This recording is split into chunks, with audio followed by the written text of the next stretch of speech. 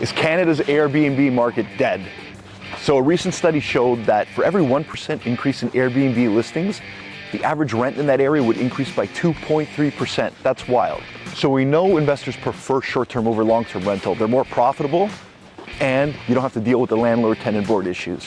But on top of that, we can see that it's having a crowding effect on rents, rising them, and also we're having investors compete with potential buyers out there. And with the national vacancy rate below 3%, we know that political winds are shifting and people are starting to crack down. We already know in Toronto, you can only rent out for 180 days a year and it has to be your principal residence. Well, the BC government just announced the same thing. It has to be your principal residence. And the big one coming out is from the federal government showing that anywhere that there's Airbnb restrictions, you cannot deduct the expenses against your income. So essentially killing any return on investment on that project. Now, do we end up seeing these investors selling or moving to the long-term rental market?